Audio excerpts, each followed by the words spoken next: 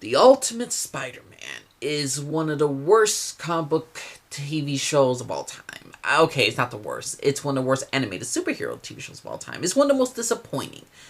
Here's the thing. Anything that's going to replace the Spectacular Spider-Man, either, okay, you don't have to live up to the amazingness of that, how spectacular that show was, pun intended, but I expect it to have a good Spider-Man story. Ultimate Spider-Man is basically an Avengers show. It's just featuring Spider-Man as a main person.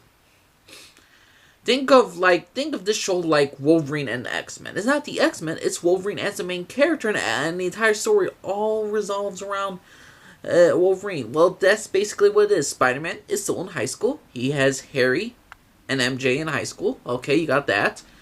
And then he gets Team Spider-Man. He gets his own group. He gets Nova,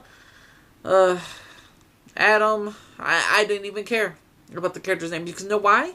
Because they introduce him in the second episode. They devote like maybe 2 episodes, 3 episodes about them, and then immediately after that, there's Doctor Doom in the 4th episode.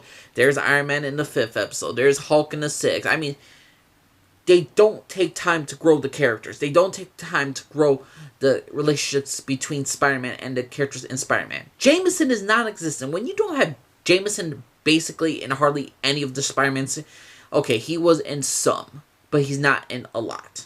When you don't have Jameson in a Spider-Man TV show, it's not Spider-Man. It's not Peter Parker's story. It's an Avengers story. I'm sorry, I went to go watch this so I could see Spider-Man and see what they did differently.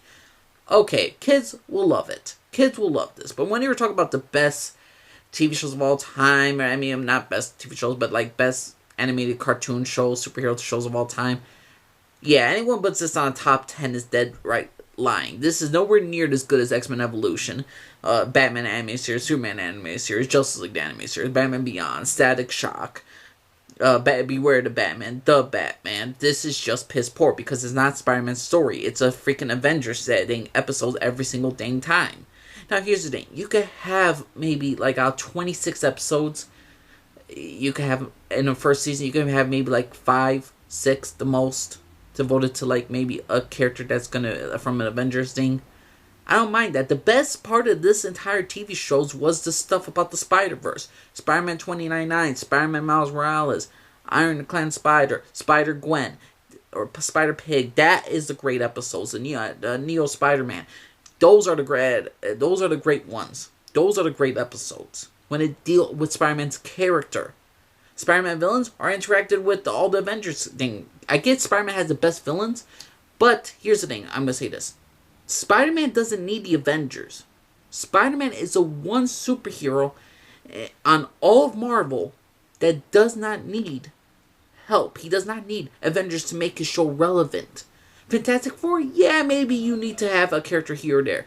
But with Spider-Man, he doesn't need it. He has the greatest villains, some of the great characters of all Marvel and all comic book history. It's like with Batman joining Justice League. This show is like if Batman, they should call the show The Batman, except it's all with him every single episode with a new Justice League member. Batman doesn't need it.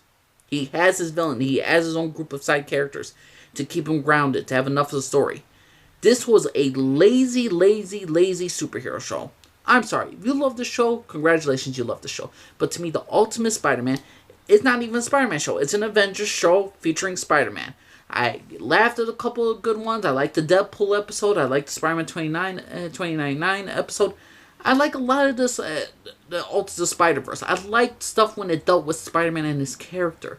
And again, for when you're a kid, you're going to love it. But here's the thing. People say, well, he's a kid show. What are you complaining about? Batman anime series, Superman anime series. I care about stuff that's about the character. I care about the character. I care if the show represents what it's going to represent. You don't tell me it's called Batman Beyond, and next thing you know, you get a whole bunch of characters that are nothing to do with Batman. I'm sorry, you don't get a brilliant patch from me, and Batman Beyond is just hanging around them. Then it's not a Batman TV show. You don't give me a Robin TV show, and his adventures becoming Nightwing, and then all of a sudden the Teen Titans show up every single episode. Then it's just basically the Teen Titans. I'm sorry. Marvel's Ultimate Spider-Man is just a stupid Spider-Man show. At least with this is a little bit. I'm not saying it's better. I'm not saying Fantastic Four 1994 is better than Spider-Man, but I'd rather watch it because it's only like 26 episodes and this was 106 and none even really dealt with Spider-Man. Oh, he has some quirky one-liners. He has a Spider-Man villains, but he's always got to have a team up with Iron Man, Captain America, Thor, or anybody else. So, to me, this show, don't care for it, don't watch it, don't show it to your kids. If you wanted to watch good Spider-Man stuff that didn't feel like it was constantly being hijacked by other superheroes, watch the Spider-Man animated series, watch the freaking Spectacular Spider-Man. Any one of those shows is better than this one. So, Marvel's Ultimate Spider-Man, a massive disappointment. Is it one of the worst superhero shows? To me it is, because I'm disappointed by it. So, Marvel's Ultimate Spider-Man, let me know what y'all think, everyone. Do you think it was a great show? Do you think it was a bad show? Let me know what y'all think, everyone. Name's Elise, and I offered everybody. Bye-bye.